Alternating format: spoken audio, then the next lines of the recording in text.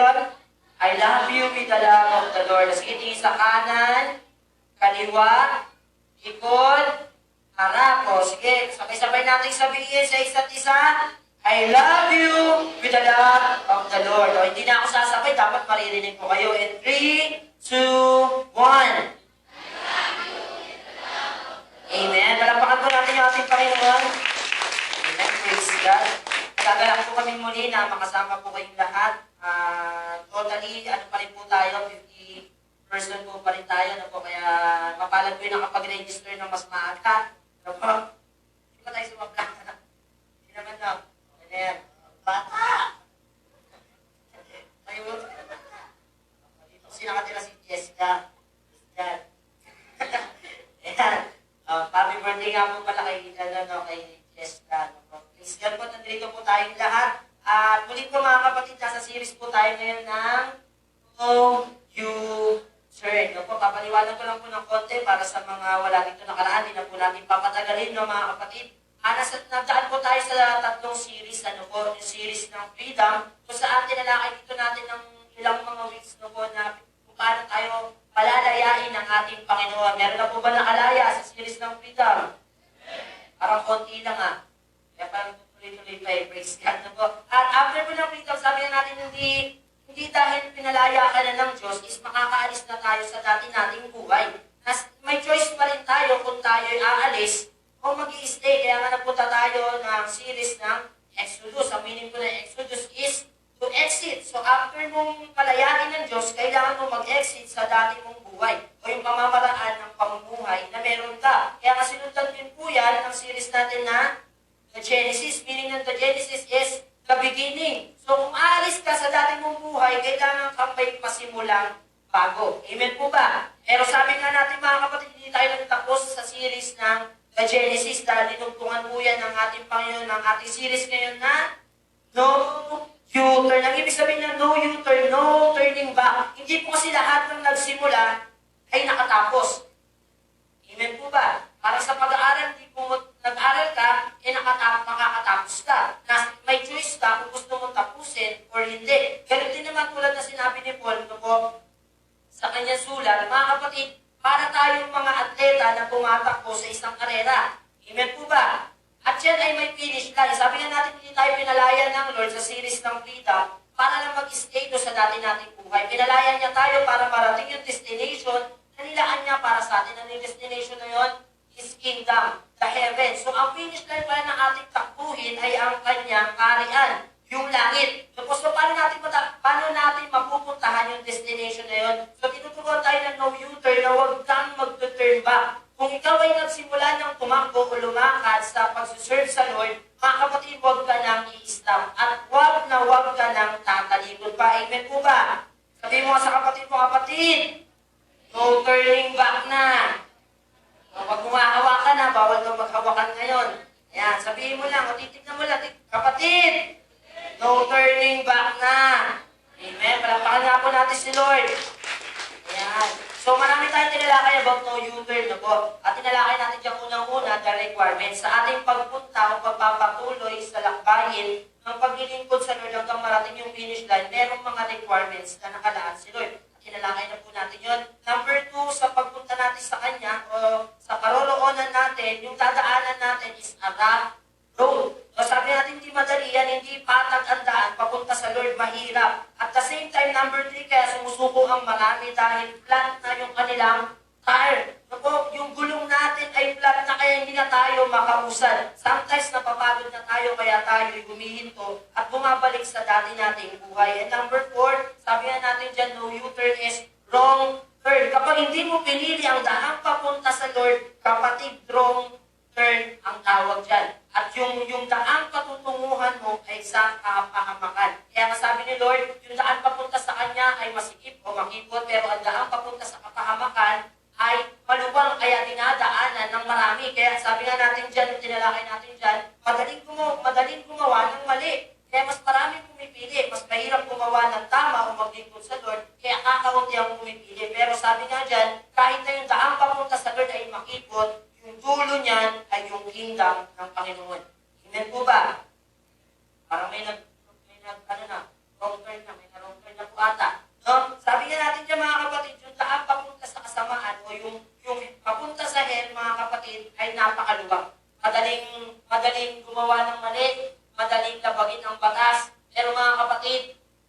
ang dulo niyan ay kapakamakan. Mas mabuti na sabi ni Lord na piliin natin yung daang papunta sa Kanya. And lastly, mga kapatid, tinalakay natin yung Sunday about devotion. May mga babala si Lord sa atin, sa pagpapatuloy natin sa paglilingkod sa Kanya. Na sinasabi niya dyan, hindi talaga madali. Na yung ating paglilingkod sa Kanya, yung ating price, po, ay nasa dulo pa. Sabi nga dyan, under construction. Kaya huwag ka susuko. Huwag ka susuko dahil lang hindi mo pa nakukuha yung price sa paglilingkod mo sa Kanya. Amen po ba? Dahil si Lord nag-suffer muna dito sa lupa for 30 years bago niya nakuha yung trono na inilaan ng Diyos para sa Kanya. Kaya nga, sinuturo sa atin dito ni Jesus, kung gusto mo maglingkod sa akin, sabi niya nga doon last Sunday, di ba? Merong nungga ang asong gubat, may bugad ang mga ibon, pero si Jesus daw walang mapagpahingahan. So kung gusto daw natin sumunod sa Kanya, sabi niya ni Jesus dito, kailangan natin danasin yung Kanyang dinanas.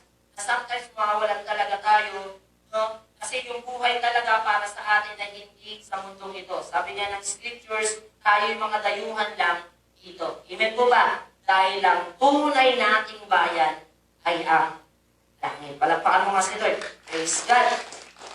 And yes po, nasa last, na po tayo? Last chapter ng ating No U-Turn series. At pinamagatan po natin itong danger zone area. Sabihin mo nga,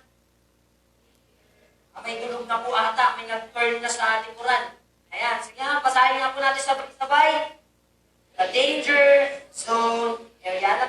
Ang text po natin, mabasa natin sa Matthew chapter 12, verse 43 to 45. Sabi po dito, kapag ang masamang espiritu ay lumabas mula sa isang tao, siya'y gumagala sa mga lupaing tigang upang maghanap ng mapagpapahingahan. Kung wala itong matagpuan, ay sinasabi sa sarili, babalik ako sa tahanang aking pinanggalingan. Pagbalik niya at makita itong walang laman, malinis at maayos, aalis muna siya at magsasama pa ng 7 espiritong mas masama pa kaysa sa kanya. At papasok sila at maninirahan doon. Dahil dito, ang kanyang magiging kalagayan ay mas masama pa kaysa dati. Ganyan ang mangyayari sa masamang lahi. Ito ang Diyos po magpala sa pagkakabasa ng kanyang salita. Maaari po tayong yumuko at nanalangin po tayo sa mandali sa atin. Yes, Lord God, maraming po salamat sa napakagandang umaga na ito na pinagdalo mo sa amin lahat, Lord God, sa pagpapala ng Panginoon na nakapunta kami dito ng ligtas at maayos sa gabay at tulong mo, Panginoon. Lord, muli maraming salamat sa panibagong oportunidad, Panginoon, na marinig namin ang iyong salita dahil tulad ng nasusulat, Lord God, darating ang panahon hindi na maririnig ang mga salitang ito. Kaya napakapalad namin, Lord God, na naririnig namin ito sa umagang ito. Lord, maraming salamat po lahat ng nanonood online, Panginoon, at Lord, lahat na nakaupo, I pray, Lord God, bless mo kanilang mga puso, Panginoon, ipuwi mo, gawin mo isang matabang lupa, upang ang yasip mong bigyan, Panginoon, ang iyong salita ay tumubo at magbunga ng napakarami, Lord God. Ang bungang ito, Panginoon, maging pagpapara sa kanilang mga buhay at sa mga nakapaligid sa kanila, Lord God. Maraming salamat po. Muli samahan po kami sapagkat walang kabuluhan ng gawain ito kung wala ka. Ikaw po matakila, maluwalhati at maparangalan, Lord God, sa pagkakataong ito. Gamitin mo lamang ang iyong lingkod. Sa iyo lahat ng papuri at pasasalamat sa pangalan mo, Jesus. Amen. Kung palakpak po na para sa Lord. Ayan, praise God. So muli po, ang title po natin ngayon sa ating last part ng No U-Turn series ay pinamagatang The Danger Zone Area. So makakakita po kayo yan sa may, sa may kalsada. Tapos sabi nga po natin, nasa journey tayo ngayon ng pagtakbo na wala nang balikan dapat. Kasi sabi ni Lord dyan, makakakita tayo ng Danger Zone Area. Yung sinasabi na, kapag dito ka dumaan, mapanganib. Tama po ba? Sinasabi ni Lord, wag mong daanan, parang sa kalsada kung nagdadrive ka, sinasabi sa'yo ng signage na to na wag mong daanan dahil mapanganib ang lugar na ito. Exactly yung din sinasabi sa atin ni Lord ngayon na sa ating paglalakbay, patungo sa Kanya, sa ating pagpapatuloy ng paglilingkod sa buhay Kristiyano, merong mga danger zone area. Kaya yung sinasabi ni Lord na kapag nag-U-turn ka, wrong turn ang abot mo. Dahil ang tawag dyan, danger zone area. So mga kapatid, ako po'y nagulat. No po, kasi alam niyo po ba yung No U-Turn series na ito? Sa umpisa pa lang, pinapakita na sa akin ng Lord yung text na to. Pero mahirap siyang i-elaborate kasi nga, hindi yun yung gusto kong ibigay ni Lord. Kaya nagulat ako this week na po ito yung binigay ni Lord na text. Nahihirapan ako dyan kasi ultimo sa mga commentaries is hindi siya ganun ginagamit. Kasi yung text na yan ay dalawang 42, ay 40, 44, 45, tatlong verse lang siya. So po, medyo mahirap siyang ipaliwanag. Pero dyan ako pinupunta ng Lord at napunto ng Lord kung ano yung gusto niyang ibigay sa atin sa umagang ito. Sino ba kung excited? Lang pa ata. Sino excited? Yan, meron na. Sige, palakpakan mo nga si Lord kung excited ka. Amen. Praise God. So po, uli, nasa danger zone area po tayo. So, ang background po nito mga kapatid, ano po, bago po mapunta sa text na yan, actually, it's a parable of Jesus. Parable. Ibig sabihin, talinhaga para mas maintindihan ng mga nakikinig. Dahil ang background po nito, si Jesus nagpapagaling. Marami siyang pinagaling ng mga may sakit. At yung muling-muling ginawa niya, so po, yung isang sinasapian ng masamang espiritu, kinas out ni Jesus. Ibig sabihin, pinalayas niya yung demonyo sa katawan ng taong sinasaniban. Kinas out niya yung demon. Sabi niya, lumayas ka yung demonyo sa katawan ng tao. At that time, gumaling siya. Kaso nandoon yung mga Pharisees, yung mga tagapagturo ng kautusan. Kilala niyo po ba yung mga Pharisees? Hindi nyo ata kilala, malagi natin sinasabi yan. Kalugtong nga yung palagi, Pharisees and Sadducees. Amen po ba? Para kasi parang ganito yan, Pharisees. Kasi kaya minsan nagkakainlaban yung mga lalaki at babae, magkakumarin, kumpare. Kasi yung si pare, na si sis niya, na Sadducees. Pharisees. Saka Sadducees. Diba? Okay, praise God. Hindi nyo ata na-gets. Diba? O, nakikita ni kumpare na si kumare ay sad daw. Kaya minsan, nagkakadevelopan. Pero balik tayo sa istorya. Balik. So, sabi natin dito mga kapatid, nakita ng mga tagapagturo ng kautusan, ng mga teachers ng law, parang ganito, parang si pastor. Pero that time, hindi sila kay Jesus. No po? Pero tayo kay Jesus tayo. So, po, that time, inungutsa nila si Jesus at nakita nila pinagaling yung pinagaling yung mga maraming may sakit. At lastly, nakita ng mga Pariseo na pinalayas ni Jesus yung demonyo. Kaya sabi ng mga Pariseo, para kasi ang nangyayari nun, kung wala pa si Jesus, lahat ng tao na gustong sumunod sa Diyos, kanila. Kung sa kanila sumusunod, sila'y sinusunod, sila'y napupurihan, kaya nalaki ng ulo ng mga Pariseo. Ang nangyari sa kanila, siserve sila, pero ang papuri sa kanila. Intindihan po natin. Kaya galit hindi naman totally galit. Kumbaga, against si Jesus sa kanila, pero mahal ni Lord ang lahat ng tao. That time, dumating na si Jesus, He is the promised Messiah. Ako'y magliligtas sa buong sangkatauhan. Etong mga Pariseo, hindi nila tanggap na si Jesus yung tinangakong Messiah. Kaya against sila kay Jesus. Kaya na that time, kinalayas si Jesus yung demonyo sa isang tao. Ang daming taong naniwala kay Jesus. Para pabulaanan yung ginawa ni Jesus, para hindi maniwala sa kanya yung tao, kinagbintangan siya ng mga Pariseo. Sabi ng mga Pariseo kay Jesus, kaya ka nakakapagpalayas ng demonyo dahil kampun ka ng demonyo. O sa salita din namin nila, Beelzebul. Ang ibig sabihin kasi ng Beelzebul, o Prince of the kumbaga, o King of the Flies. Ibig sabihin, hari ng mga langaw. Kung meron kasi merong ibig sabihin niya sa Bible, binaliwanag ko din doon. Kasi ginamit tayo ni Jesus as mga sheep, o mga tupa. Yung mga tupa kasi namamatay sila ng dahil lang sa langaw. Pumapasok po kasi sila sa ilong, tapos diretso sa utak, nangingiltog sila sa utak. At doon namamatay yung mga tupa. So, pinangalanan din si Satan sa Bible as Beelzebul. Ibig sabihin, King of the Flies. Ito po, hari ng mga langaw. So, that time, alam ni Jesus, so alam din ng lahat, na ibig sabihin ng Beelzebul ay si Satan. Ibig sabihin, kaya ka nakakapagpalayas ng demonyo dahil kampun ka ng demonyo. Ibig sabihin, alipin ka rin ni Satanas. So, ganun yung sinabi nila kay Jesus. At dito nangyari yung hindi mapapatawad na kasalanan. Binanggit dito ni Jesus yung about blasphemy. So po, na ito yung kasalanan hindi mapapatawad. Bakit? Ano nangyari kasi doon? Si Jesus ng pagaling, He is the God, Son of God.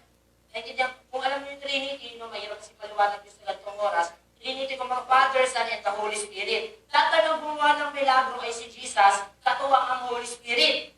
So that time sabi ni Jesus, na mapapatawad ang pangunod niya sa anak ng tao, si Jesus, pero hindi mapapatawad ang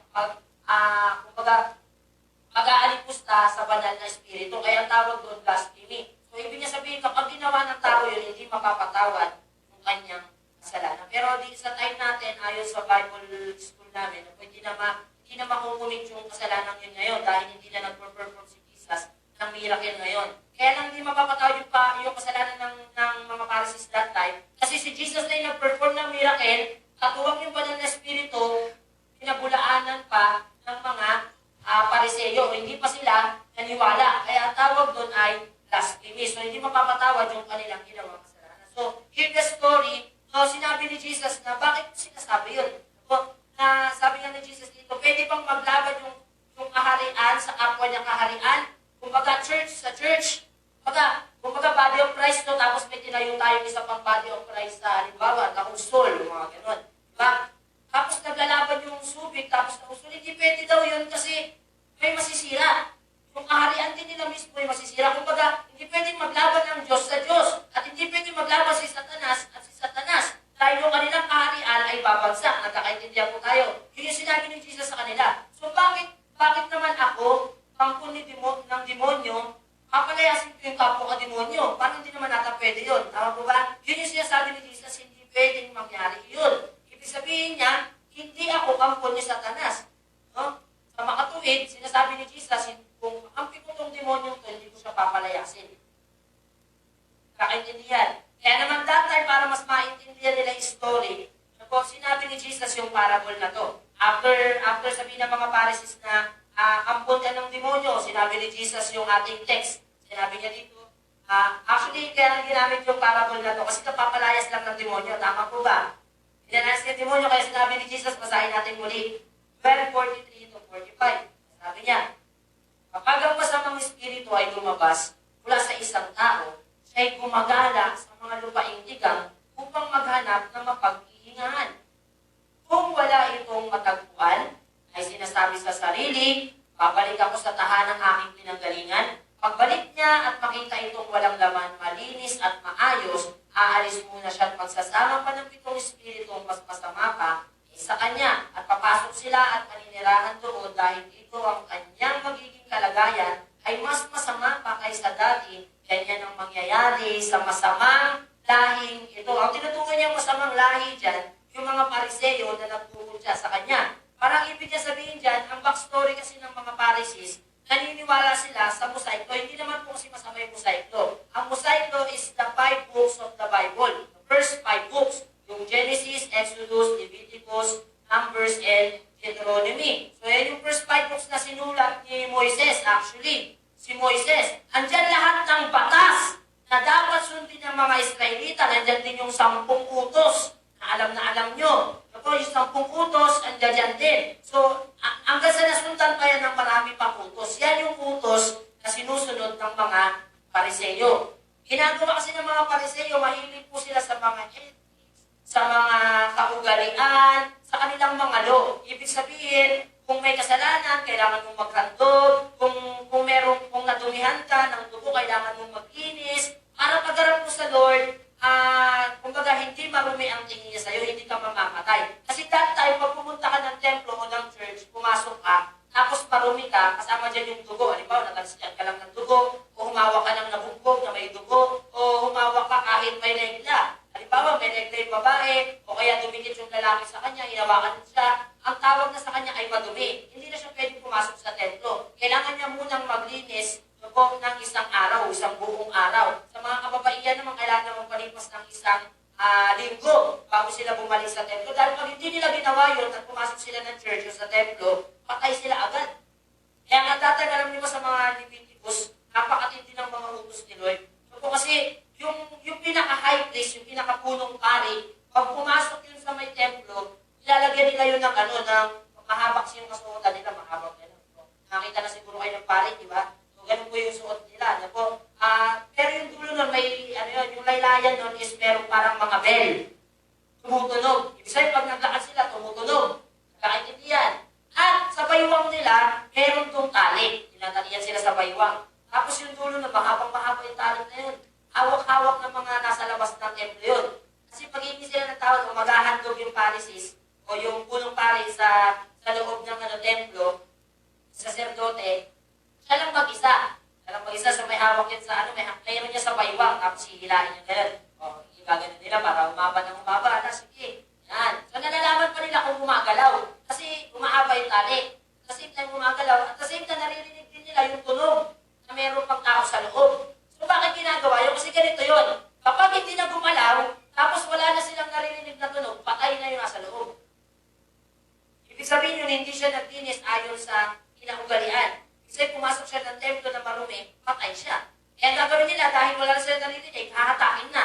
Paglabas, yung patay na. Diretso living. Kaya mahirap nung unang panahon sa mga sa paglilingkod nila sa Lord, kapag nakagawa ka lang ng konting kasalanan, o may marumi ka lang, pagpasok mo ng church, patay ka na. Kaya kasi sabi ng iba, kaya masunog doon. Hindi naman. Siguro yung mga panahon nila, hindi ka sunog. Kasi yung anak din yan, ni Aaron, actually patay, sunog. Meron silang ginawa sa templo na hindi nila dapat gawin. Yung ginawa nila, sunog yung dalawa. Patay talaga. Nilabas nila, sunog na sunog. Ayun. Diretso living. So, ang nangyayari dito, yung mga Pariseo na pinagpatuloy nila yung Mosaic Law na yung kanilang paglilinis, yung kanilang pagiging matuwid sa paningin ng Diyos ay ayon sa batas. Nagkakaintindihan na tayo. Dahil nakaugalian na nila yun. Kung wala pa kasi si Jesus dun. Kasi pinangako si Jesus kay Adan pa lang, nagkasala na si Adan at si Eva, meron ng promise king. At dahil sa kasalanan ng tao, wala ng kapatawaran yan, ang mangyayari na lang, aantayin yung ang Mesiyas. Sabihin yung anak ng Diyos, mismong Diyos din ay bababa para patawarin ang kasalanan sa katauhan. Inaantay nila yun, pero ang haba pa ng panahon. So bago mangyari yung pagdating ni Jesus, naglagay muna ng law. Kaso lang that time, nandun na si Jesus, nagkakaintindihan. Ibig sabihin ang pagiging malinis ng tao ay hindi na batay sa kasulatan o sa kautusan o sa Mosaic Law, batay na kay Jesus, nagkakaintindihan. Kasi nandun na siya. Nandun na yung promise king. Natutupad lang yung Mosaic Law o dapat lang sundin ng tao yung Mosaic Law o yung kautusan, pati yung 10 utos, nung wala pa si Jesus. Dahil ito yung batayan ng pagiging malinis. Pero nung dumating na si Jesus, kaya nga siya pinako sa krus, para yung dugo niya ang maglinis sa ating mga kasalanan. Kaya that time, ang pagiging malinis na ng tao ay batay na sa pananampalataya kay Jesus. At that time, sinasabi nila na, itong mga Pariseo ito sabi niya ni Jesus, para kayong naglilinis ng inyong mga sarili. Yes, nililinis nila ayon sa kautusan. So malinis na sila. But, sabi yan, lumayas ang masamang espiritu dahil nilinis nyo. Nilinis na daw. Sabi, wala na yung masamang espiritu na nasa kanila. Kaso lang empty. Kaya sabi doon, yung masamang espiritu lumabas, magala-gala, at wala siyang papuntahan. Kaya naisip niya, babalik na lang ako. So pagbalik niya, nakita niya, malinis, walang laman. Kaya ang gusto niya, pumasok ulit. So ayun ang nangyayari sa mga Pariseo. Malinis na sila after ng ginawa nilang ritual, but empty sila. Kaya ang mangyayari, babalik ulit yung espiritu. Pabalik-balik lang. At ang masama pa, lalo silang lumalala. Dahil ang sabi ni Jesus dito, isa lang yung nasa kanila, pero pagbalik ng masamang espiritu, nagsama pa ng 7 pang mas masama kaysa sa kanya. So ilan na sila? 8. 8 na sila. At ang matindi pa, yung 7 sinama niya mas masama kaysa kanya. Kaya ang nangyayari sa taong binalikan, sumasama ng gusto kaysa dati. Kakaintindihan. So, yung mismo tinutukoy niya dito ay yung mga Pariseo. So, pero actually, tinutukoy ni Jesus sa panahon natin, tayo mismo. Sabi mo sa kapatid mo, kapatid, ikaw yan. Yan, ikaw ang kausap ni Jesus, huwag kang matutulog. So, let's talk about the parable. Let's talk about the evil spirit. Let's talk about the evil spirit. Ano nga ba ang trabaho ng masamang espiritu o ng diablo? Kasi sabi nga natin sa Freedom na series, ibig sabihin kaya tayo gumagawa ng masamang bagay, o kaya natin ginagawa yung mga masamang bagay sa mundong ito, pagnanasa ng laman, pagnanakaw, pangangalunya, pakikiapid, kasi may masamang espiritu na nasa atin. Ibig sabihin, ang pagnanakaw, kaya hindi mo mapigilan, meron kasing nakaposes sa'yo ng espiritu ng diablo ng pagnanakaw. Satan, kung nakikiapid ka, may espiritu ng diablo sa'yo ng pakikiapid, nakasanib sa'yo. Yung mga sinasabihan na nagwawala, maraming espiritong nakasabi doon at matitindi. Kaya kailangan i-cast out. Kaya nakita natin yung pinagaling ni Jesus yung nasa sementeryo, ang pihira, ang dami. So, batalyon yung nasa kanya, kaya siya nagwawala. Nagkakaintindihan. Yung mga tinatalian, nakita na kayo nun, mga exorcism. So, kaya nagpalayas ni si Jesus ng ganun, Sabi nga, yung nakaproses sa kanya na masamang espiritu, batalyon. Kaya nung pinalaya si Jesus, pinatransfer sa may mga baboy, yung mga baboy nalaglag sa Panginoon, ang dami. So dito sa atin, kaya hindi ka nagwawala, baka mga nasa ano lang yan, 100. Dami pa rin, no? Mga nasa 100 lang siguro nasa iyo, kasi sa kanya batalyon. So siguro sa atin, pwede kung maninis-maninis ka sa tingin sa sarili mo, sabi na natin mga 50. Mga 50 espiritu, mga espiritu ng magagalitin, mainitin, antukin, mga ganyan, di ba? Hikabin, yung tatamad yung mainitin, yan, yung naiinip ka na, espiritu yan. Cast out mo, sabi mo sa kapatid mo, in Jesus' name. Ayan. Yan, layuan mo ako, espiritong masama. Ano ba trabaho ng espiritu na yan? Ang trabaho ng masamang espiritu ay nabanggit sa John 10, verse 10. Yan, sabi po dito, dumarating ang magnanakaw para lang magnakaw, umatay, at manira. So ang gawain pala ng masamang espiritu, magnakaw, umatay, manira. No? To steal, to kill, to destroy. So kaya pala pag may masamang espiritu sa atin, parang nawawalan tayo ng kaligayahan. Hinanakawan tayo ng tunay na kapayapaan, tunay na saya. Ganyan ang gawain ng masamang espiritu. At the same time, pinapatay niya yung magandang buhay na dapat meron ka. At the same time, sinisira niya ang buhay ng tao. Pero sabi ni Jesus yan, naparito ko, na para ang mga tupay bigyan ng buhay, isang buhay na masagana at ganap. Kaya ang trabaho ng banal na espiritu ng Diyos, na gawin tayong ganap. Bigyan tayo ng buhay na may kasiyasiya at ganap. No po? Pero ang masamang espiritu, ang trabaho niya sa buhay natin, to steal, to kill, to destroy. Eh makikita mo sino may masamang espiritu nito. Yan, sinisira niya yung buhay niya. Ibig sabihin may masamang espiritu yan sa kanyang sarili. Tignan mo yung katabi mo. Hindi yan yan. Yan, sabihin mo sa kapatid mo, hindi ikaw yon. Baka yung katabi natin. Ayan, so muli basahin natin para mas maintindihan nyo mga kapatid. Ano po? Sabi dito sa 43 and 44 ng same chapter din. Yan yung ating text. Muli natin papasahin para mas maintindihan nyo. Ang trabaho rin naman ng evil spirit, ano? To steal, to kill. Ayaw nyo, hindi sige Tagalogin natin. Tagalog, ano ulit yung espiritu?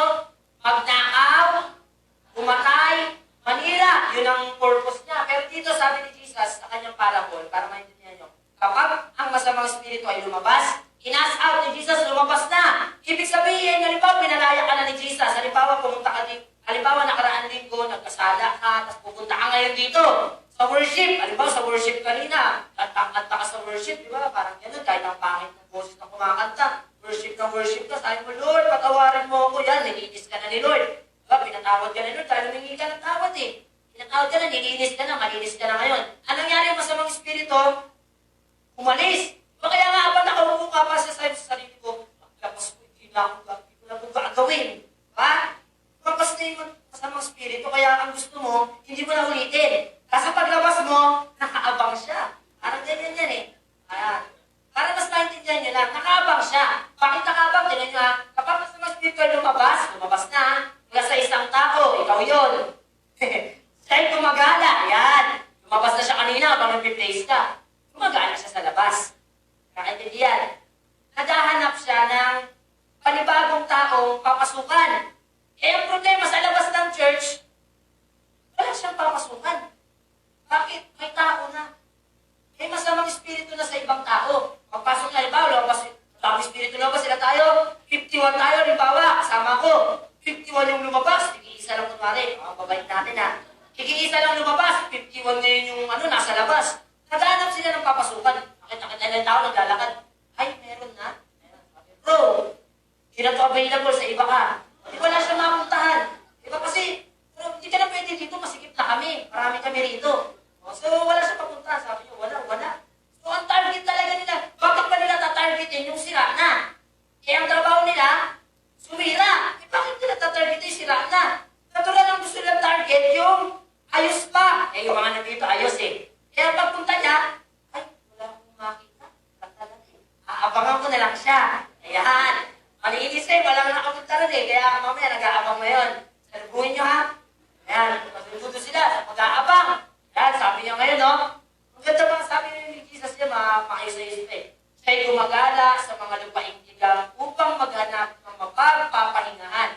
Ibig sabihin niyan, yung spirito pala, kapag wala siyang napoposes na tao, pag hindi siya nakatambay sa buhay ng isang tao, para siyang hindi mapakali, hindi siya makapagpahinga ng maayos, hindi siya masaya, hindi siya komportable. Ang gusto niya may sinisira dahil yun ang trabaho niya. Kaya sabi niya dito, kung wala itong matagpuan, ay gagawin niya mamaya. Ay sinasabi sa sarili, pinakausap niya rin sarili niya. Sabi niya, babalik ba ako? Hindi. Babalik, hindi na. Gagawin din yan. So naisip niya, siya pa rin. Sabi niya dito, babalik ako sa tahanan ng aking pinanggalingan, o, di ba? Sabi forever eh. Sabi niya dito, pagbalik niya, ito maganda dyan, pagbalik niya at makita itong walang laman, yan, pinalayas na kanina eh, tama? Pinalayas na, empty kayo ngayon, wala, yun. Bait nyo ngayon. Pag nakaupo na. Sabi niya, malinis ka na ngayon. Siyempre, nag-prepare ka na kanina, iiyak-iyak ka na kunwari. Taas na yung kamay mo, di ba? Lord, patawarin mo ako, nilinis ka na ni Lord. Malinis ka na, wala ka ng laman, maayos ka na, palapakan mo yung katawan mo, maayos no. Dito lang. Pero huwag mo kakatagpuin para tuloy-tuloy. Kaya sabi niya dito, 45. Ayan. At sabi dito, sabi niya sa sarili, babalik ako sa tahanang aking pinanggalingan. Eh, nawala na yung ano. So, sabi niya dito, pagbalik niya, magsasama siya ng 7 pa. Sabi niyo, kasi malinis siya eh. Kung mamaya papaliwanag natin dyan. Kapag para sinabi niya rito, kapag lumabas na, mag-aalagala na naghahanap ng panibagong biktima. Kaso na tulad na sinabi ko kanina, wala na siyang mahanap dahil nung hinahanap niya, nandito, nakaupo. Diba? Pwede magpalitan lang kayo ng espiritu. Kumbaga, sabat na ako dyan, dito mo sa kabila, palit tayo. Parang next Sunday, mawawala ulit tayo, balik na ulit ako. Salitan lang yan. So parang ganun nangyari, nagustuhan niya ulit bumalik. So parang sinasabi nito, evil spirit cannot rest kapag walang taong sinisira. Ayaw niya nang wala siyang sinasabihan. O ayaw niyang hindi nakatira sa buhay ng tao. Kasi hindi siya mapakali. O parang ikaw ngayon, pag nasa church tayo, hindi tayo mapakali. Parang yan, di ba? Parang tayo-tayo ka na, gusto mo nang umuwi, kailan mo matatapos yung pastor na yan, gano'n. Diba? Kung sabi niya dito, mga kapatid, no, ang nakakalungkot, ito, ang espiritu pala, sa tao talaga, namamahay. So, ibig sabihin, ayaw niyang naka-standby sa labas, mas gusto niyang naka-standby sa'yo. Kaya nga, hindi ka talaga nag-iisa eh. Hindi ka talaga nag-iisa. Kaya kung may nagsabi sa'yo, shut na. Kasi may kasama kayo, mag-isa ka lang nun. May nagsasabi sa'yo, shut na. Yan. Kung may kasama ka talaga mga kapatid. That's the evil spirit. And number 2, let's talk about the worst thing o yung tinatawag natin, the danger. Ano ba yung the danger na yan? In Matthew chapter 12, verse 45, itong sinabi, itong pinaka-danger, itong nakakapangilabot. Ito nakakapangilabot. No? Kapag, aalis muna siya at magsasama pa ng 7 espiritong mas masama pa kaysa kanya at papasok sila at maninirahan doon. At tingnan niyo sinabi dahil dito, ang kalagayan ng tao dati, yung taong iyon, ay mas masama pa kaysa dati. Kung pumasok ka dito, sakto lang yung saktong masama ka lang, no? Pagbalik niya, mas masama ka na kaysa kanina. Bago ka pumunta. Kasi itong espiritu na yung kanya isinama. So makita pala natin dito yung evil spirit pala, yung masasamang gawa pala, nagawa ng masamang espiritu, may level pala yan. Kung may level 1, halimbawa level 1, magagalitin ka lang, masungit ka lang, level 1 yan. Diba? Sinikan niyo na ba? Meron pa dito niya, pag nasa bahay, di ba, may espiritu ng masungit, di ba, magagalitin. Espiritu yan. Diba? Ano ba, level 2, halimbawa, mga level 2, mga sinungaling, yung ganyan, di ba? Natulog ka na ba? Hindi ba? Kumain ka na ba? Di ba? Kumain ka na ba, Han? Mapapaguto, mamahalin pa kita. Sinungaling, di ba? Hindi pa nga eh. Sabi nila, di ba? Pero busog na ako, magtakasal kita. Sinungaling, di ba? Sinungaling yan. Kumain na yun, sinungaling lang. Di ba? hanggang level 2, hanggang level 3, level 4, level 5, level 6, 7, 8, hanggang 1,000. Kung may iba't ibang level yung masamang espiritu. Kaya kung yung level na nasa iyo 1,000 level, ayan, ayan yung sinasabi ka, ganun-ganun ka na. Hindi ka na mapigilan, espiritu yun, di ba? So yung sa atin, so yung mahina-hina pa, kaya medyo matino ka pa. Yan. Pero pag nag-level din na, medyo siguro 200 spirit na yan. O level 200 na spirit kung nasa sa'yo. So sabi diyan, kaya nagiging worse yung buhay ng isang tao. So po, makikita ng spiritong yun, napakalinis niya.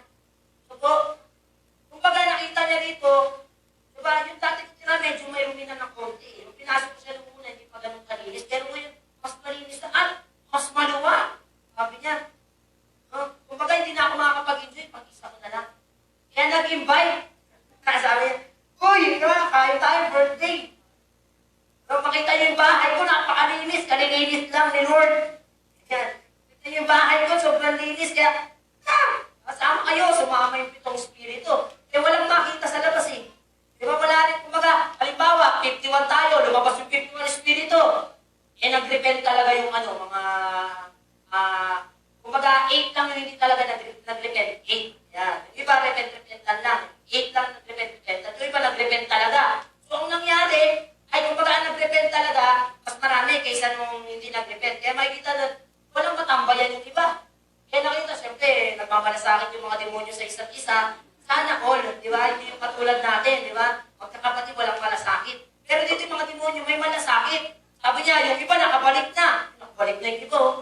Eh yung iba, 8 na sila nandoon. Sila na lang hindi nakakabalik sa espiritu ng iba. Sabi niya, ako babalik ako sa isa. Eh, nag-repent yung iba eh. 7 nag-repent. Diba? Lalabas na yung 8 ngayon.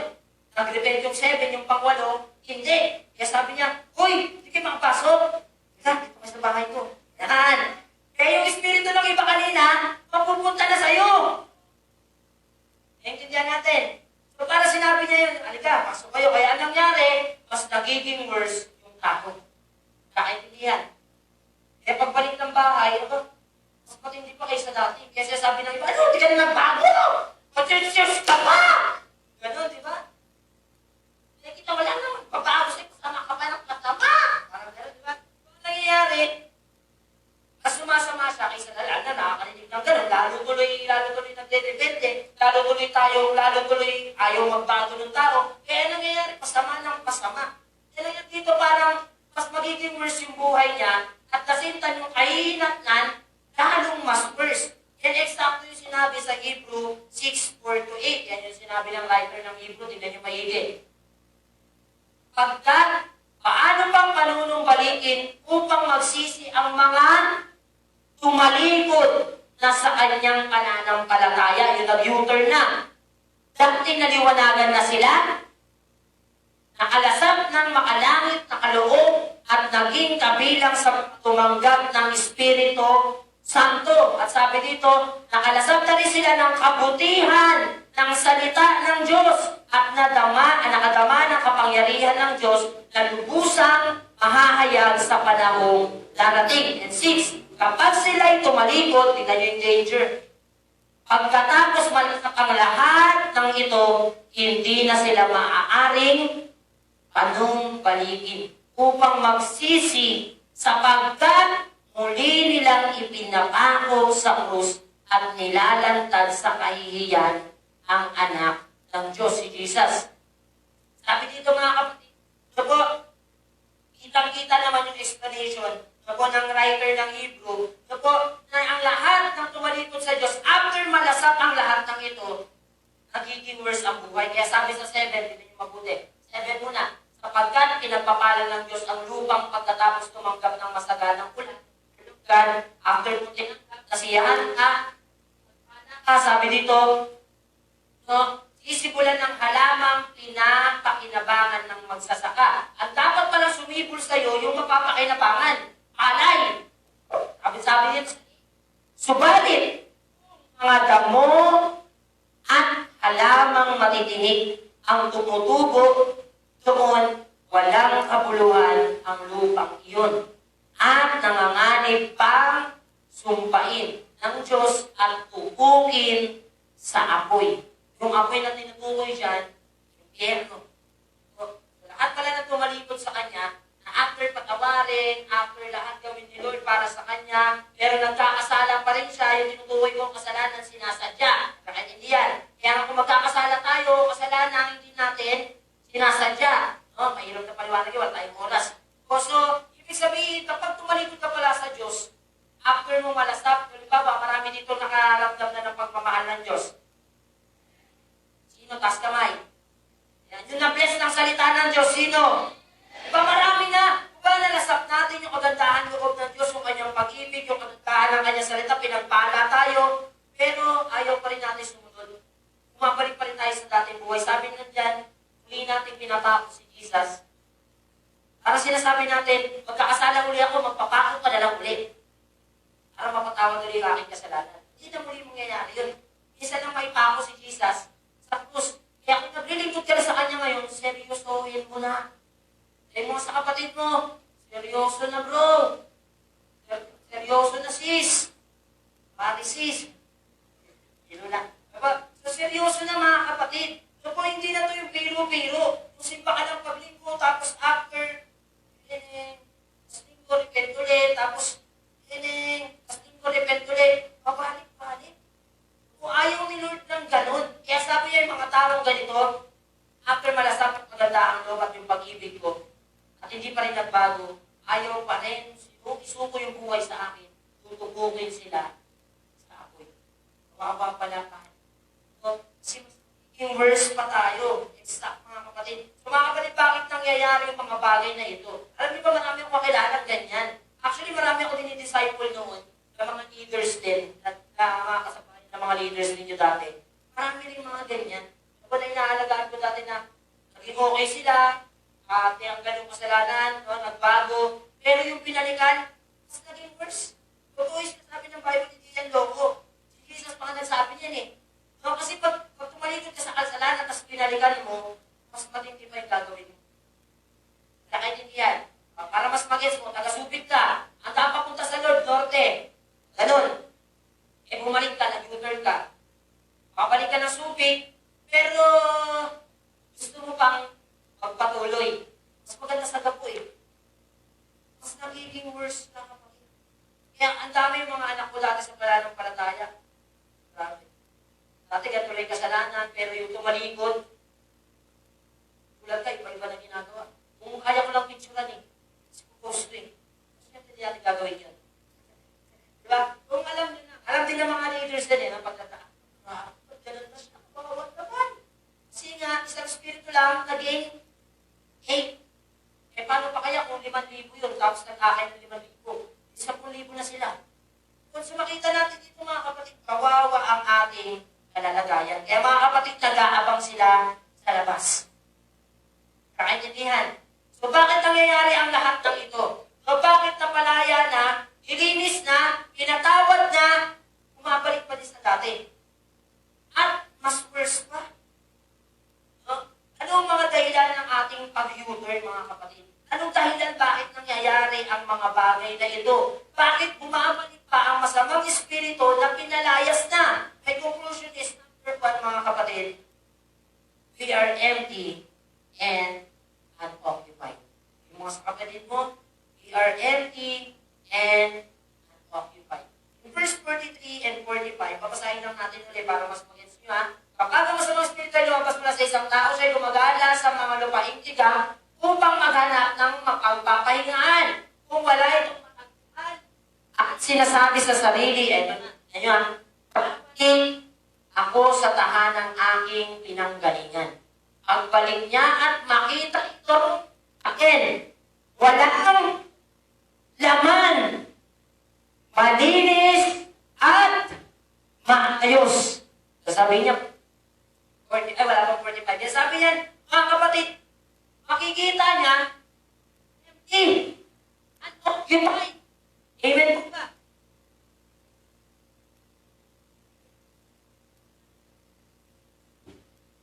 May pangalan na kasi ito.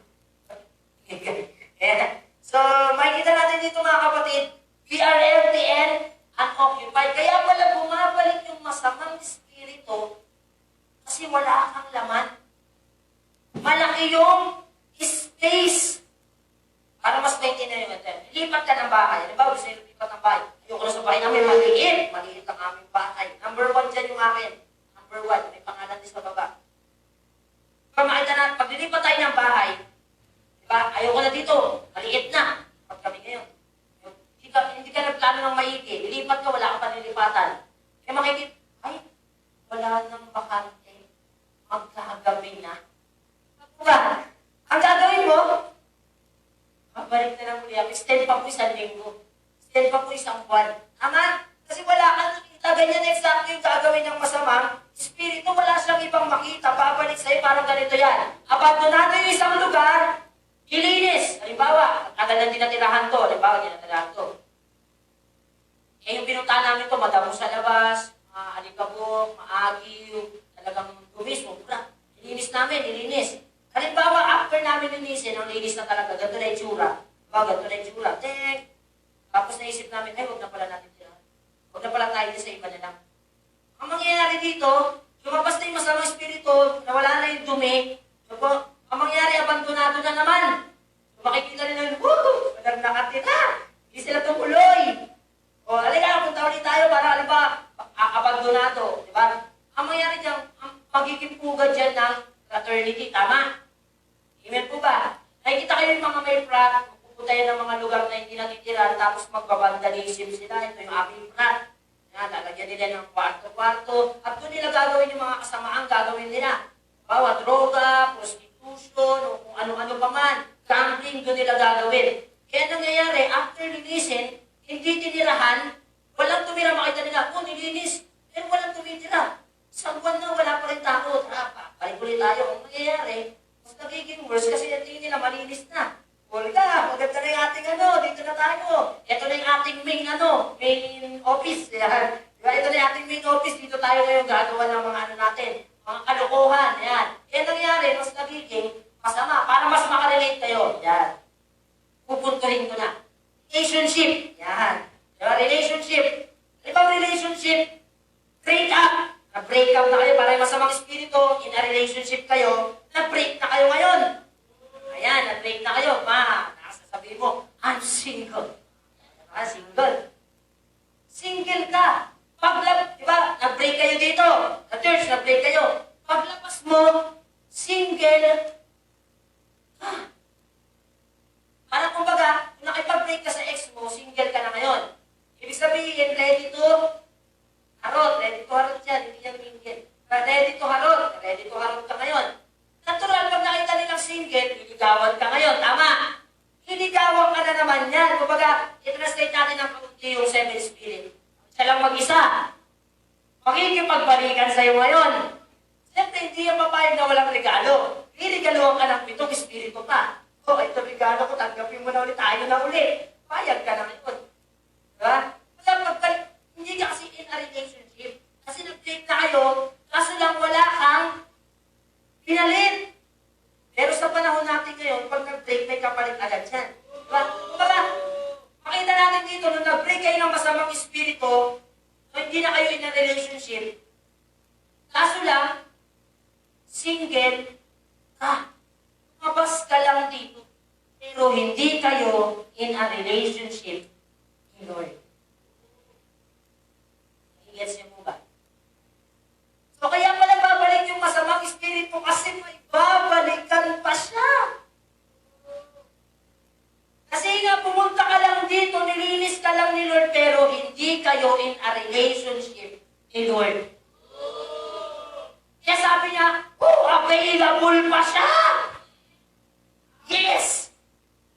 Kaya excited siya yung palabas ka na. Kasi pagtatagpuin na naman kayo dahil tinahana na naman kayo. Kita natin dito mga kapatid. Grabe. Kaya naman pala ganun. So that's the problem mga kapatid. Ayun mismo yung tinutukoy ni Jesus sa mga pariseyo. Kayo linis lang kayo ng linis. Napapatawad na kayo, nawawala ang inyong karumihan dahil sa ginagawa ninyong ethics, ng mga inyong mga law, o ng inyong mga tradisyon, pero wala kayong laman. You're empty. Unoccupied kayo. Parang tayo. Ilinis ka lang ng Lord dito, nag-repent ka lang, humingi ka lang ng tawad, pero hindi nanahan si Jesus sa'yo. Kailan po ba? Parang malungkot na kayo. Iniisip nyo na agad yung nasa labas. Sabi, dito ka lang, nag-repent ka lang. Yun ang mahirap sa panahon natin ngayon kasi ang church, tambayan na lang talaga. Hindi na siya place para katagpuin mo si Lord para maging in a relationship kayo. Dahil tulad ng parable ni Jesus, ilinis ka lang ni Lord dahil humingi ka ng tawad dahil si Lord, grabe yung mercy and grace. Pag humingi ka ng tawad, patatawarin ka ni Lord. Kaso lang paglabas mo, hindi kayo in a relationship. Hindi nanahan si Lord sa'yo. Parang ganito kasi yan mga kapatid. Kung si Lord nanahan sa'yo ngayon, lalabas ka dito na in a relationship kayo ni Lord, wala nang babalikan yung masamang espiritu. Exactly mga kapatid. Kung baga in a relationship, linigawan ka pa ba ng ex mo kung in a relationship ka na? Natural alam niya hindi ka na available, kaya naman ayaw niya na rin. Hahanap na lang siya ng iba dahil may iba ka na. Nagigets pa natin. Kaso lang ang problema nga mga kapatid, lumabas ka dito nang hindi kayo in a relationship ni Jesus. Empty ka, available ka kaya masayang masaya siya. Nakiintindihan po ba? Yes, nalinis tayo mga kapatid. Pero we are unoccupied. Walang naman. Lumabas ka ng ikaw lang. Malinis ka nga, pero mag-isa ka lang. Hindi mo kasama si Jesus. Kaya naman yung kalaban, nalaabang, para muli kang tuksuin, kayain, nakawan, patayin, sirain. Who are available. See, we are not full of God. Empty tayo. Empty. Kaya kasi sinabi doon, kaya siya ulit papasok. Kasi nakita niya pagbalik niya, empty ka, maluwang na maluwang. Kasi wala si Lord sa'yo kung lumabas ka dito. We are not full of God. No. We must occupy places in which God isn't present. Lagi present ang demonyo sa taong hindi present si Lord sa kanilang mga buhay. If God's presence is missing from our lives, something else will take their place. Hindi present si Lord sa buhay mo, hindi bang gugustuhin? Kaya mga kapatid, punuin mo ang sarili mo ang pagmamahal ng Lord. Paglabas mo dito, isama mo si Lord. Hindi ka pwedeng lalabas dito ng empty mga kapatid dahil nag-aabang ang masamang espiritu. Kung ang masamang espiritu ay kinas out na, dapat ang laman mo kapatid, hindi ka lang basta malinis, kundi occupied ka ng banal na espiritu. Sino dito nag-life retreat? Para mas mag-gets nyo, ganito nangyari nun. Kung pinatawad ka ni Lord, tunay ka nagsisi, nasa gitna ka, nasa harapan yung Father, Son, Holy Spirit. Tama? Kaya kung pumunta siya, hindi siya makalapit. Bakit? May bantay ka. Kaya sabi niya, ayoko, nakakatakot. Ayaw niyang bumalik. Nagkakintindihan. Ang problema kasi kaya binabalik ang kalong, lumabas ka, wala kang bantay. Walang Holy Spirit na nanahan sa'yo. Wala rin Jesus na nanahan sa'yo. Kaya walang pro-protekta sa'yo. Nakaintindihan po ba? Takpakan nga po natin ang ating Panginoon. Number 2 mga kapatid, bakit nangyari lahat ng ito? Number 2, last one, do not pursue the things of God. Do not pursue the things of God. Alam mo, yan ang problema, yan nagsulat ang writer ng Hebrew sa mga tao sa iglesia. Ito ang sinabi niya. Sa Hebrew chapter 6, verse 1 to 3. Ito pong sinulat. Kaya iwan na natin ang mga panimulang aralin tungkol kay Kristo at magpatuloy tayo sa mga aral na para sa may sapat na kulang. Tigilan na natin ang muling paglalagay ng pundasyon tungkol sa pagtalikod sa mga gawang walang kabuluhan at tungkol sa pananampalataya sa Diyos. 2. Tungkol sa mga iba't ibang seremonya ng paglilinis at pagpapatong ng mga kamay at tungkol sa muling pagkabuhay ng mga patay sa hatol na walang hanggan. 3. Magpatuloy nga tayo at iyan ang gagawin natin kung luluobin ng Diyos. Anong ibig niya sabihin? Sinusulatan niya yung mga tao sa iglesia kasi ganito sila. Ayaw na nilang magpatuloy. Kumbaga, sapat na sa amin na nilinis kami ni Lord. Sapat na sa amin na pinatawad kami ni Lord. Sapat na sa amin ngayon nakilala namin siya. Kaya kasi sabi ng iba, okay, nakilala naman namin si Lord eh. Diba? Kahit hindi na kami magsimba, kilala naman namin si Lord. Alam naman namin yung mga ginagawa, yung seremonya tinatawag. Diba? Magpe-praise and worship. Diba? Kakain ng hostia, iinom ng santo. Alam na namin, magbabautismo. Alam na namin yan. Kilala na namin si Jesus. Siya yung Messiah, siya yung Kristo, Diyos siya. Alam na namin. Pero sasabi na ayaw na namin, kahit hindi na mag-church, kilala na namin si Lord. Kaso lang sabi ni, hindi ko alam sino sumulat ng writer, kasi marami writer ng libro. Isa dyan si Paul. Kung si Paul may sumulat ito, sinasabi ng writer na ito, magiging na tayo sa ganyan. Hindi na tayo umusad. Hindi na tayo umusad.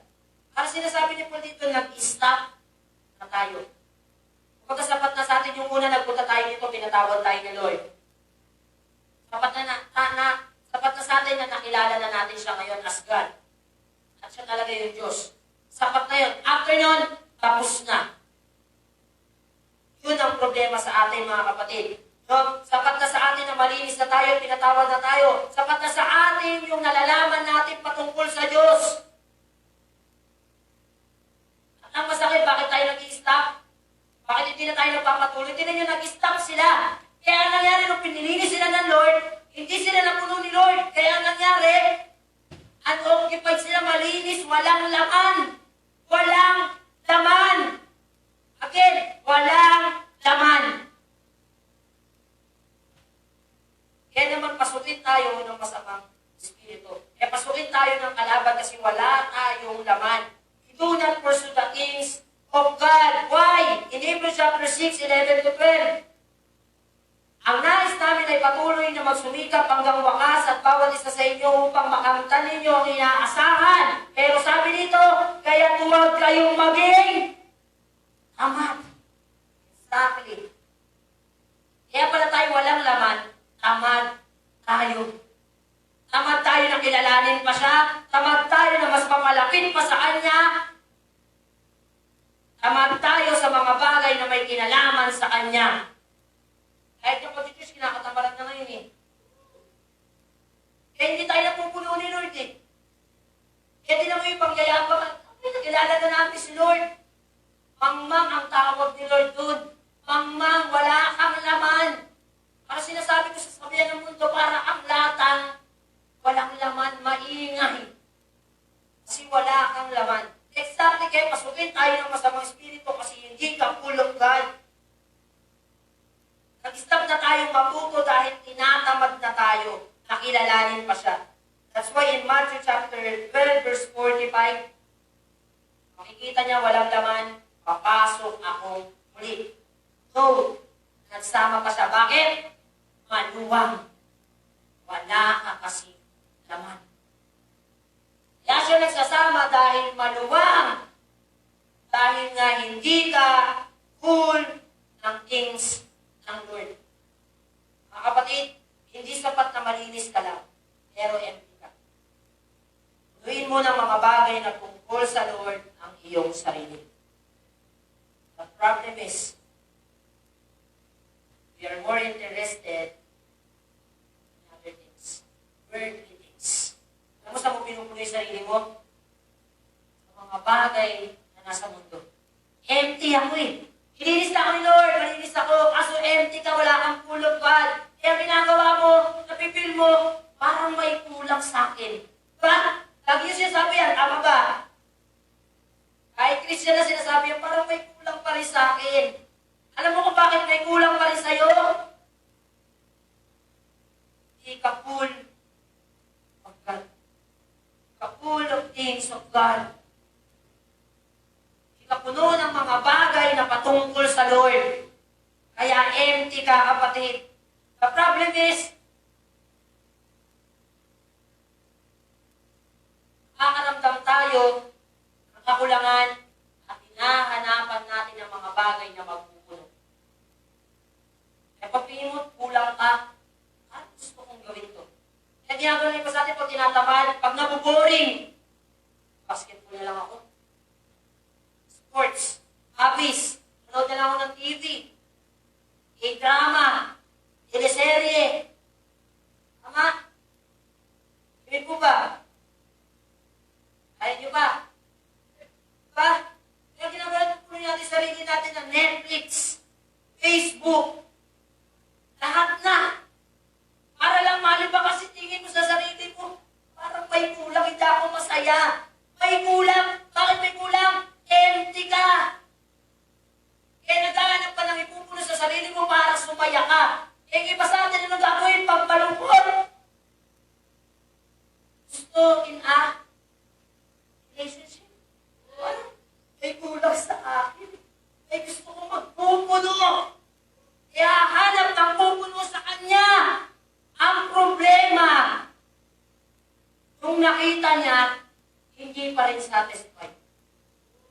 Hindi pa rin puno. Eh, tingnan niyo iba, in a relationship na, sa lima pala. Sabi nga ko nga, ikaw lang! Ikaw lang, sapat na! Ikaw lang sa barangay nyo. Sa ibang barangay meron. Para barangay yan. Kasi nga hindi siya kontento. Kasi feeling niya empty siya, kailangan niya akong punuin. Yung nakita niya, ito nakilala niya, in a relationship niya dito, hindi pa rin siya masaya. Empty pa rin. Kulang pa rin. Bakit? Kasi sabi nga, yung ating puso parang puzzle yan. Vacuum. Parang may kulang na pieces dyan na nawawala talaga, kaya hinahanap natin. Kaya ginagawa natin, pupunuin natin yung mga bagay na pornography, addiction, sa iba't ibang mga bagay, relationship. Kaso hindi mapuno. Bakit? Hindi sakto sa puzzle. Alam mo kung ano nawawala dyan? Si Jesus. Si Jesus yung nawawalang pieces sa puso mo na pupuno ng emptiness mo. So sa ibang hinahanap. Kaya nangyayari, empty ka, empty ka, empty ka. Kaya papasok ang maraming masamang bagay para lang sumaya ka. Kahit sumasaya ka, nagiging malungkot ka pa rin, hindi ka pa rin satisfied. Kaya kung gusto mag-satisfied sa buhay, mga kapatid, kung magkaroon ng satisfaction, tuwin mo ang sarili mo, mga bagay na patungkol sa Diyos. Kasi sabi na, hindi masaya maging Christian, nakaka-boring. Bakit boring? Hindi mo pinupuno yung sarili mo ng mga bagay na patungkol sa Kanya. Like ano? Discipleship. Kaya nga after ng life retreat, meron tayong SOD. Bakit may SOD? Para matuto ka how to disciple. Kung alam mo lang kung paano mag-invite, kung alam mo lang kung paano gamitin ng Lord para baguhin ang iba, mag-i-enjoy ka. Nakikita mo habang halimbawa dinidisciple ka, in-invite mo, inalagaan mo, every Sunday siya sabi mo, tinachat mo lagi, punta ka dito, at in-invite mo sa life retreat ka, SOD ka, tapos nakita mo kalaunan, nagbago siya, maluluha ka na lang. Hindi ayakap ka na niya sa life retreat o kahit sa church lang, nayakap ka niya, salamat ng dahil sa'yo na bago ako. Hindi mo maintindihan yung sarili mo, umiiyak ka. Masayang-masaya ka dahil ginamit ka ng Lord para sa taong yun. Kung mo makikita yung fullness ng Lord sa buhay mo, kapag pinagamit mo yung buhay mo sa gawain niya. E makikita mo, kaya ino-offer namin lahat ng ministry meron dito. Kung gusto nyo mag-music ministry, mag-ushering team, mag-martial, mag-media, ano pa man, gawin nyo kung gusto nyo. Gamitin kayo ng Lord. Kung maging leader kayo, maging disciple kayo, pwede. Maraming ministry para punuin yung sarili mo ng mga bagay na patungkol sa Lord. nag-i-enjoy sa music kasi mahal nila yun. Hindi lang dahil magaling sila kumanta, magaling sila tumugtog, kundi napupunan yung kakulangan sa kanilang puso sa pagpapagamit nila sa Lord. Tingnan po ba natin? Kaya lang tayo empty. Dahil hindi mo pinupurso yung mga bagay na gusto ni Lord para sa'yo. Try mo umattend lagi ng mga tuway. Prayer works ka, Sunday service ka, try mo mag-life group. Diba? So iba dito nila life group pa lang ng mga leaders. Pero try nyo, kayo naman mag-life group sa iba. Makikita nyo yung kagandahan ng paglilingkod sa Lord. Kapag ginamit ka pala ng Lord sa ibang tao, na-bless sila, napakasarap pala sa pakiramdam. Doon pala yung satisfaction. Ang problema lang sa iba na overwhelmed. No? Nandito na lang ako kay Lord, kaso napakalimutan na yung komunikasyon sa kanilang mga buhay. No? Kaya nga balance yan. Nakaintindihan po ba? Pero bago mo balansihin, ang mga empty, punuin mo muna yung sarili mo ng mga bagay na patungkol sa Lord. Palakpakan mo ang Diyos. Again, mga kapatid, hindi sapat na malinis ka lang. Pero empty ka inside. Ang mga bagay na may kinalaman sa Lord, ang ibang puno mo sa iyong sarili. Sa kakulangan, nararamdaman. Sure yung mga kapatid. Kung pupunuin mo ang sarili mo ng mga bagay na patungkol sa Lord, di ka lang basta puno. Listen to this. Kung pupunuin mo ang sarili mo ng mga bagay na patungkol sa Lord, hindi ka lang puno. Umaapaw ka pa, kapatid. Palakpakan mo nga si Lord.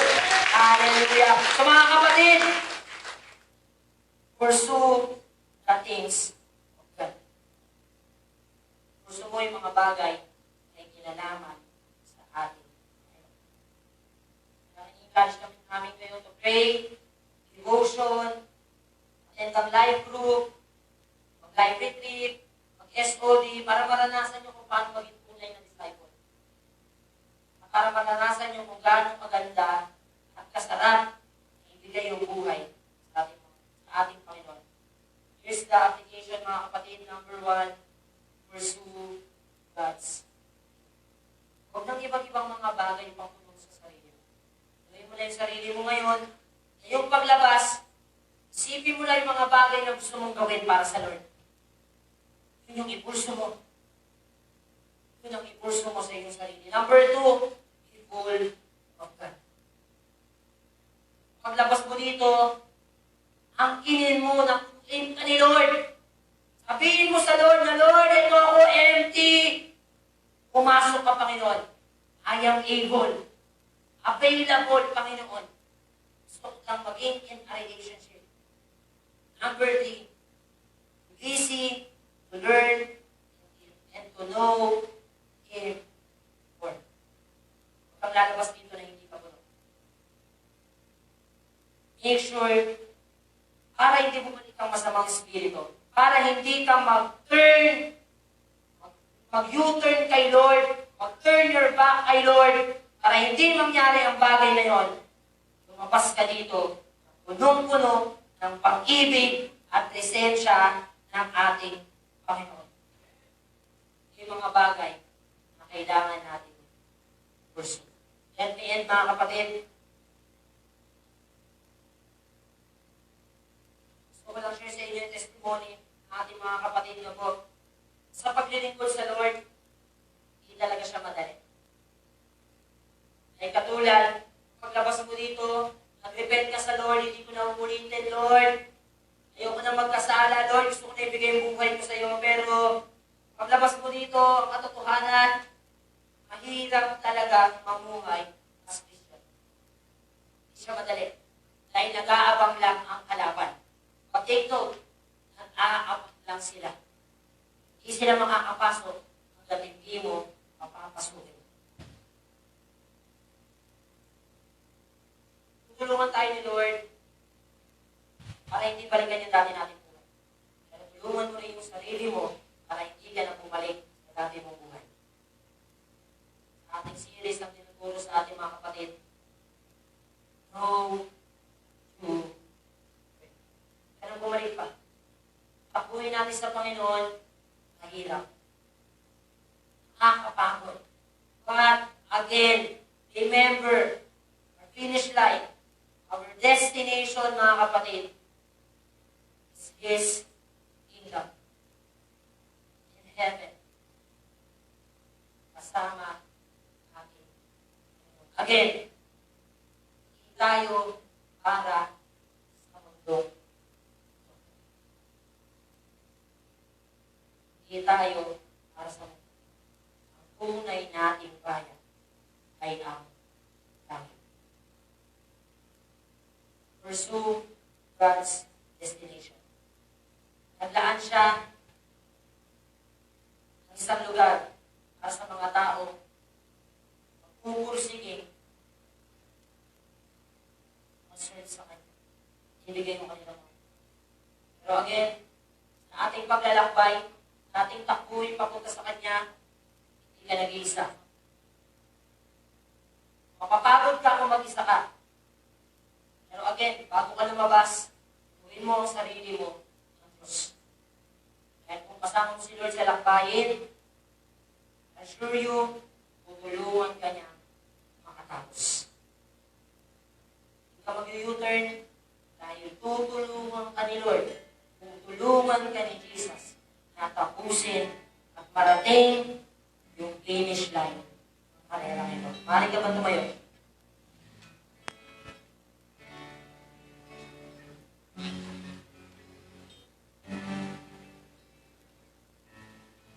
Maaari mo bang ipikit yung iyong mga mata? And this time, i-encourage ko ang bawat isa. Nakausapin niyo si Lord. Kung maintindihan yung katabi mo.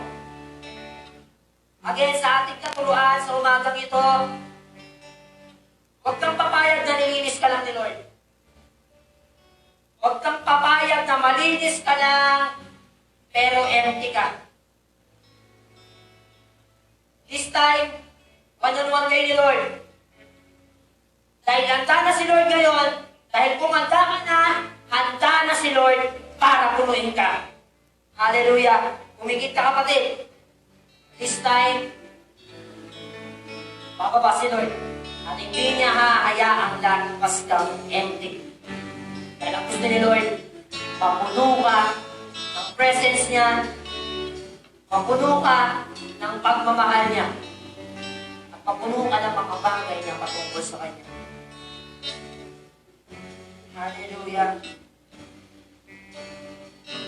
Make sure na this time, mga kapatid, sabihin mo sa Lord, wala ka nang hahanapin pa. Sabihin mo sa Lord, Lord, nahanap na kita.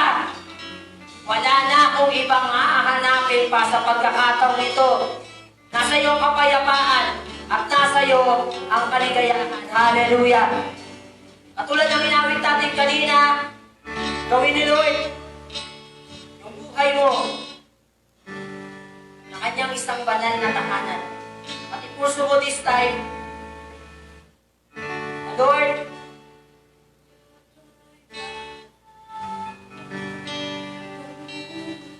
wala na akong hanapin kundi ikaw. Punuin mo ako, Panginoon, sa pagkakataong ito. Punuin mo ako, O Diyos. Hallelujah. Sige, kapatid. Sabihin mo ang ating awitin. Hallelujah. Kapayapaan, O Diyos, ay nasa iyo.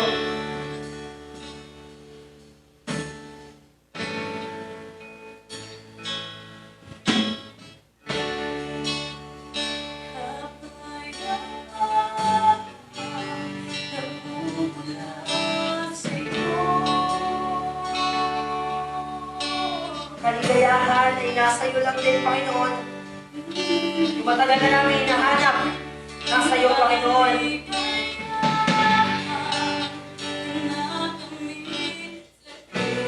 Hallelujah! Sing this to God, wala nang hahanapin pa.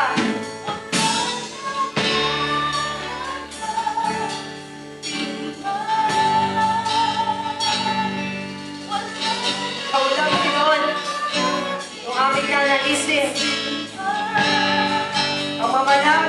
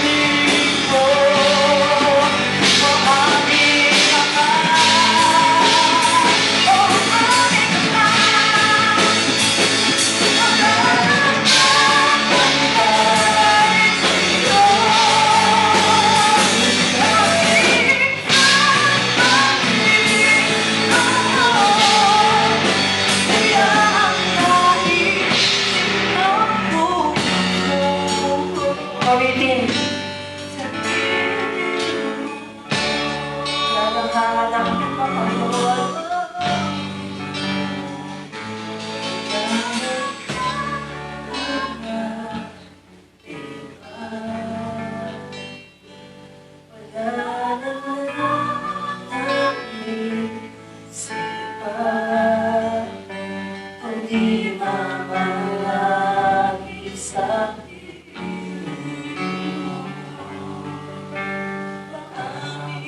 Ama.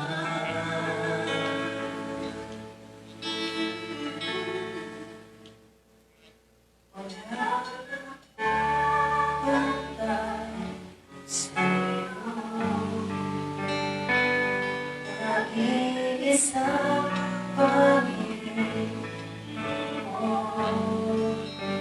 kaya ako nagising ng puso. Let us all sing as personal song to God. Hallelujah. Kailang hahanapin pa ang Diyos.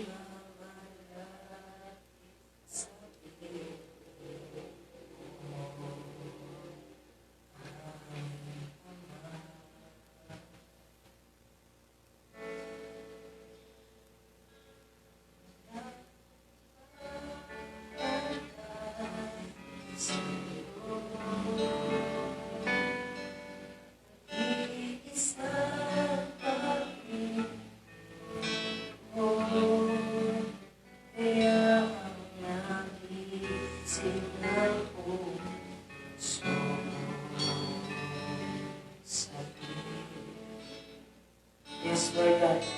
Hindi kami nagpapasalamat, Panginoon, sa iyong mensahe para sa amin, Lord God. Lord, para hindi namin maisip ang palingkod, Panginoon. Para hindi namin isipin, Panginoon, natalikdan ka, Panginoon. Para hindi ka namin iwan, Panginoon. Para hindi ka namin ipagpalit, Lord God. Na yung emptiness na nararamdaman namin ay mapunan, Lord. Dapat turuin namin yung aming mga sarili. Ang iyong presensya, Panginoon. Na mga bagay na may kabuluhan. Mga bagay na may patungkol sa iyo, Panginoon. At hindi yung mga bagay na hindi nakalulunod sa iyo. Ngayon namin naiintindihan, Panginoon, na kaya pala di kami nasisatisfied kahit ang gawin namin, Panginoon. Dahil ikaw ang tunay na kulang sa aming mga buhay. Kaya Lord God, this time, nalaman namin na sa iyong lahat, Panginoon. Ngayon hinahanap namin, sa iyo namin magkakaruhan, Lord God. At this time, Panginoon, today, gawin mong banal na tahanan ng aming mga buhay at ang aming mga puso, Lord God. Lord, maraming salamat. This time again, Panginoon, hindi kami, Panginoon, tatalikod na. Hindi na kami, Panginoon, aalis pa. At sa presensya mo, doon na kami mananahan, Lord God. Salamat, Panginoon, at muli, sa awiting ito, Panginoon, ay mapangalan ka ng bawat isa. Tunay, Panginoon, wala na kami iba't ang hahanapin, kundi ikaw. Hallelujah!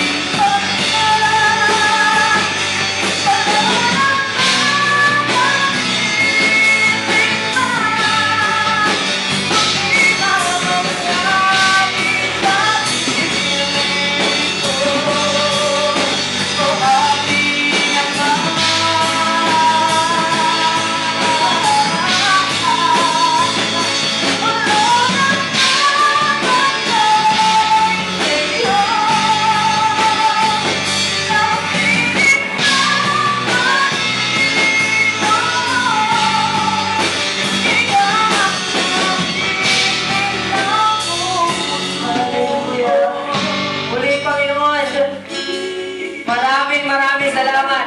Sa aming mga buhay, ikaw maparangalan. Ikaw ang matanyag, Panginoon. At ikaw ang maghari sa aming mga buhay, Panginoon. Sa aming puso at sa aming isipan, Lord. At muli, hindi na kami lalayo pa, Panginoon. Maraming salamat sa iyo po namin pinabalik ang lahat ng papuri, ang pasasalamat at pagluwalhati sa pangalan ng Jesus. Ito po ang aming dalangin. Amen.